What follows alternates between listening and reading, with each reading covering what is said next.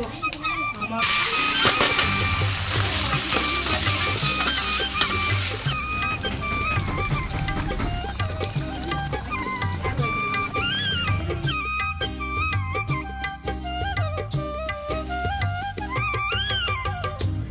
Friends, welcome to சமையல் செய். எல்லோரும் எப்படி இருக்கீங்க? நல்லா இருக்கீங்களா?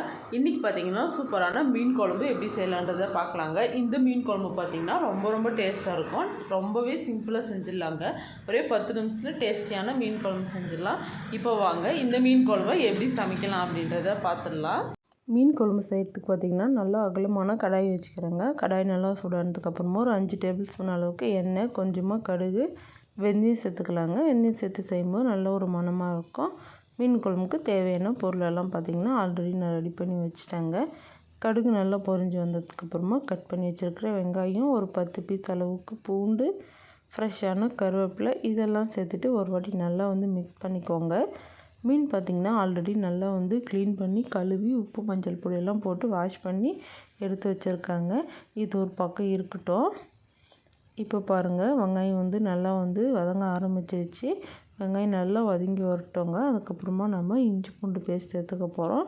இஞ்சி பூண்டு பார்த்திங்கன்னா 2 டேபிள் ஸ்பூன் அளவுக்கு இஞ்சி பூண்டு பேஸ்ட் சேர்த்துக்கலாங்க. பெரிய டேபிள் ஸ்பூனில் சேர்த்துட்டு நல்லா மிக்ஸ் பண்ணிக்கோங்க. இஞ்சி பூண்டோட பச்சை வாசனைலாம் போய் நல்லாவே வதங்கி வரணுங்க.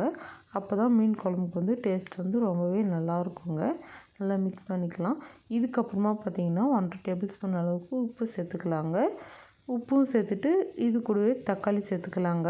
நான் 3/4 கிலோ அளவுக்கு தக்காளி கழுவி கட் பண்ணி வச்சுருந்தேன். அந்த தக்காளியும் கொஞ்சமாக கொத்தமல்லியும் சேர்த்து நல்லா மிக்ஸ் பண்ணிக்கலாம்.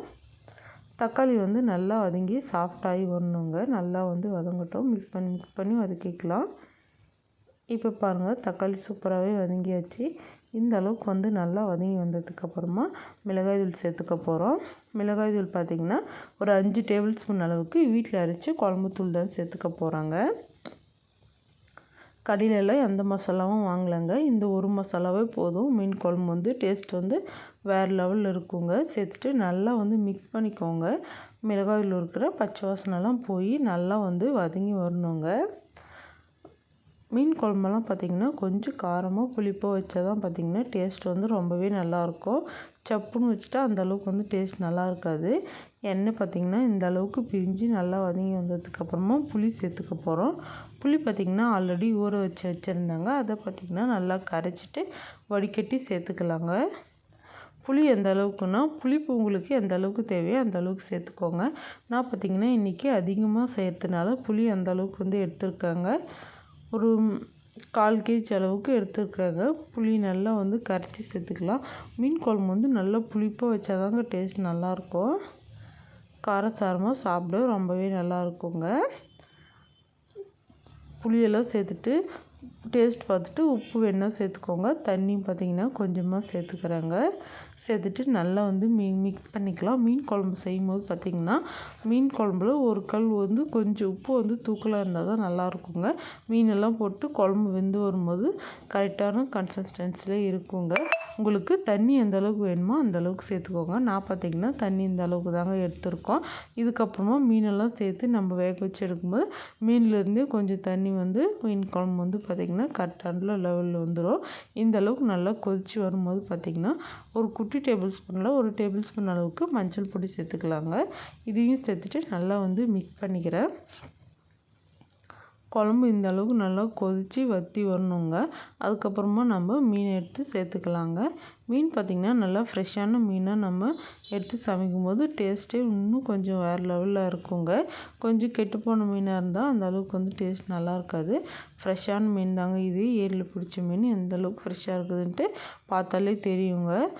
நல்லா சுத்தம் பண்ணிவிட்டு நல்லா ஒரு 4-5 தண்ணியில் நல்லா அலசிட்டு உப்பு மஞ்சள் பொடி போட்டு பார்த்திங்கன்னா லாஸ்ட்டாக ஒரு வாட்டி அலசி எடுத்துருந்தோம். அந்த மீனை பார்த்திங்கன்னா இந்த குழம்போடு சேர்த்துக்கலாங்க. சேர்த்துட்டு நல்லா மிக்ஸ் பண்ணிக்கலாம். இப்போ பார்த்திங்கன்னா மீன் போடும்போது வெறும் மீன் மட்டும் இருக்கிற மாதிரி இருக்கும். குழம்பு கம்மியாக இருக்கிற மாதிரி இருக்குங்க. மீனெல்லாம் நல்லா வெந்து வரும்போது பார்த்திங்கன்னா மீனும் குழம்பும் நல்லா ஒன்று சேர்ந்து டேஸ்ட் ரொம்பவே நல்லாயிருக்குங்க. இப்போ எல்லா மீனையும் சேர்த்தாச்சு. இது பார்த்திங்கன்னா 5 கிலோ அளவுக்கு மீனுங்க. அதுக்கான அளவுகள் தாங்க நான் சொல்லிக்கிட்டு இருக்கிறேன். நீங்கள் கம்மியாக எடுத்திங்கன்னா அதுக்கு தகுந்த மாதிரி மசாலாவெல்லாம் போட்டு செஞ்சுக்கோங்க. மீனெல்லாம் பார்த்திங்கன்னா இது போல் நல்லா ப்ரெஸ் பண்ணி நல்லா வந்து வேக வச்சுக்கலாம். மீன் போட்டதுக்கப்புறமா மிக்ஸ் பண்ணிடாதீங்க, மீன் வந்து உடஞ்சி போயிடும். லைட்டாக இது போல் வந்து ப்ரெஸ் பண்ணிவிட்டு மூடி வச்சு கேஸ் பார்த்திங்கன்னா ரொம்பவே கம்மியாக வச்சு வேக வச்சு எடுத்துக்கலாம். அதிகமான தீயில் நம்ம வச்சு வேக வைக்கும்போது பார்த்திங்கன்னா மீன் வந்து டக்குன்னு வெந்துட்டு மாதிரி இருக்கும், உள்ளெல்லாம் வேகாது, சீக்கிரமாக குழஞ்சும் போயிடுங்க. அதனால் பார்த்திங்கன்னா நல்லா பொறுமையாக வேக வச்சு எடுக்கும்போது மீனுக்குள்ளெல்லாம் இந்த குழம்போட மசாலாலாம் போயிட்டு சாப்பிட்றதுக்கு ரொம்பவே நல்லாயிருக்குங்க. மீன் குழம்பெல்லாம் பார்த்திங்கன்னா செஞ்சுட்டு அப்படியே சுட சுட சாப்பிடும்போது ஒரு டேஸ்ட்டாக இருக்கும். மீன் குழம்பு பார்த்திங்கன்னா அடுத்த நாள் வச்சு சூடு பண்ணி சாப்பிடும்போது அது ஒரு டேஸ்ட்டாக இருக்குங்க. இந்த 2 டேஸ்ட்டில் உங்களுக்கு எந்த டேஸ்ட் பிடிச்சிருக்கு அப்படின்னு சொல்லிவிட்டு மறக்காமல் கமெண்ட் பண்ணுங்கள். இப்போ மீன் பார்த்திங்கன்னா வேக ஆரம்பித்தாச்சு. மீன் வேகும்போது பார்த்திங்கன்னா இது போல் கரண்டி வச்சு சும்மா லைட்டாக வந்து மிக்ஸ் பண்ணிக்கோங்க. போட்டு மிக்ஸ் பண்ணி எடுத்திங்கன்னா அப்புறமா மீன் குழம்பு வராது, மீன் கஞ்சி மாதிரி ஆகிடுங்க.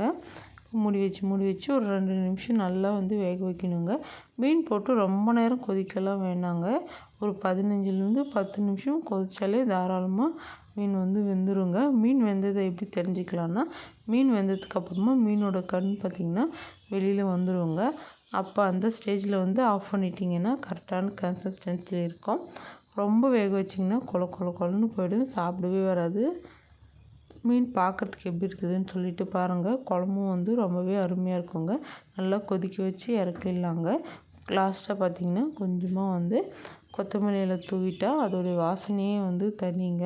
கண்டிப்பாக இந்த மீன் குழம்ப ட்ரை பண்ணி சாப்பிட்டு எப்படி இருந்துச்சுன்ட்டு மறக்காமல் கமெண்ட் பண்ணுங்கள். ரொம்ப கொதிக்க வைக்காதீங்க.